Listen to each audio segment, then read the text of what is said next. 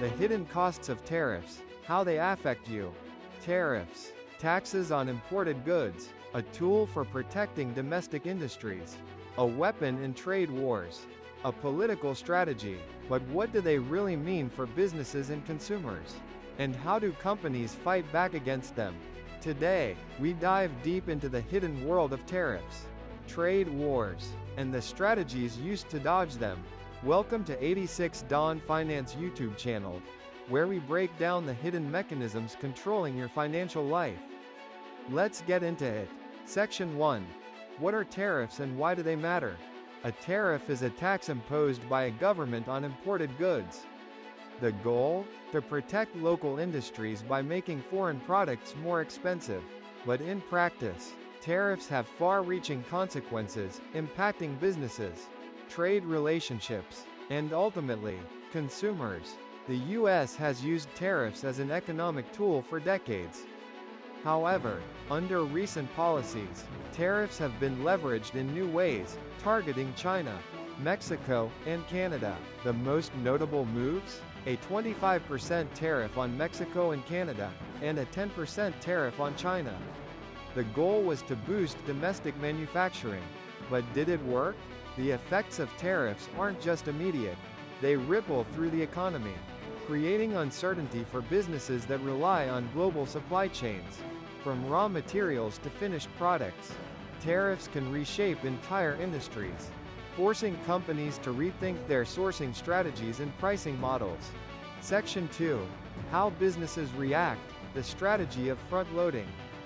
Companies aren't passive players in trade wars. When tariffs are announced, they respond. One common strategy? Front-loading. Front-loading means importing goods before tariffs take effect. Large retailers like Walmart and Columbia Sportswear have dramatically increased their imports to avoid higher costs. Walmart's imports from China jumped 33% in 1 year. Columbia Sportswear saw a 50% increase. And Lenovo, a 22% surge in imports from China.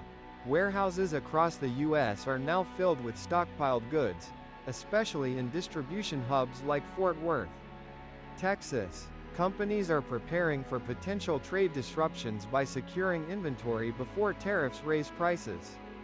But this strategy has a downside.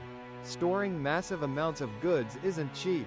Warehousing costs have surged, and smaller businesses struggle to compete with large corporations that can afford to stockpile inventory. This creates a market imbalance, where major retailers continue to dominate, while small businesses face greater financial strain. Section 3. The sneaky ways companies dodge tariffs. Not every company can front-load products. But that doesn't mean they accept tariffs without a fight. Some find loopholes. And one of the most common tricks? Transshipment. Here's how it works. A company in China manufactures a product. Instead of shipping it directly to the US, they first send it to Vietnam. The product gets a "Made in Vietnam" label and is then exported to the US, bypassing Chinese tariffs. And it's not just Vietnam. Other countries like Malaysia, Thailand, and even Serbia have become key players in this tariff dodging game. Companies have entire teams dedicated to finding new ways to reroute goods, avoiding additional costs. Another method?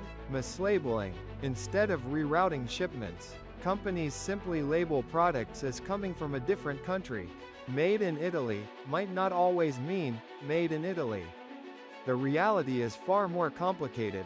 Loopholes like these allow businesses to remain competitive in a heavily tariffed market. But they also expose weaknesses in trade regulations and enforcement, creating a never-ending cat-and-mouse game between regulators and corporations. Section 4. The role of free trade zones, legal tariff avoidance. Not all tariff avoidance is illegal. Some methods are built into the system. One such method? Free trade zones. A free trade zone, FTZ, is a designated area where companies can import, store, and re-export goods without paying tariffs. The U.S. has over 250 FTZs. They act as legal loopholes, allowing businesses to avoid tariffs while keeping goods moving through supply chains.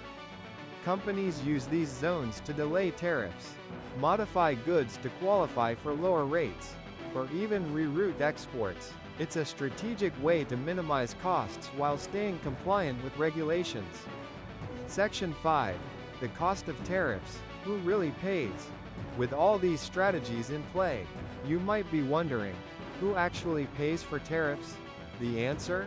You. When companies face higher costs, they pass them on to consumers. That means higher prices for cars, electronics, clothing, and even food. Avocados, corn, and tomatoes, essentials in American households, have all seen price increases due to tariffs. Tariffs don't just affect direct imports.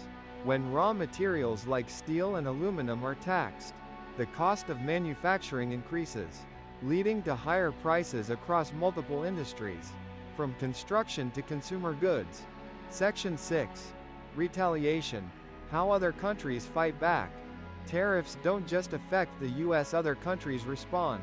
When the US imposes tariffs, China, Mexico, and Canada don't stay silent.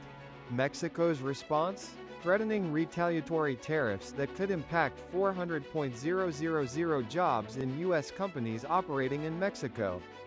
Canada, the largest supplier of petroleum and minerals for electric vehicle production, is considering countermeasures that could disrupt American industries. Trade wars aren't one-sided. Every tariff leads to a counter-tariff. The result?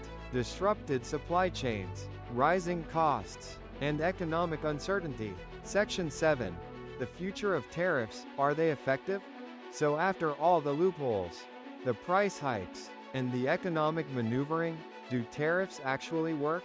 While some industries see temporary benefits, the overall impact on the economy is often negative. Job gains in some sectors are offset by losses in others. Higher consumer prices reduce purchasing power, and global trade tensions create instability. The question remains, are tariffs a sustainable long-term strategy, or are they simply a short-term political tool? The world of tariffs is complex. Businesses adapt, governments retaliate, consumers pay the price, and trade continues to evolve. The next time you buy a product, remember, it's part of a much larger story. A story of politics, economics, and the hidden forces shaping global commerce. Stay informed, stay aware, and stay tuned for more insights into the world of trade. Are you ready to take control of your financial future?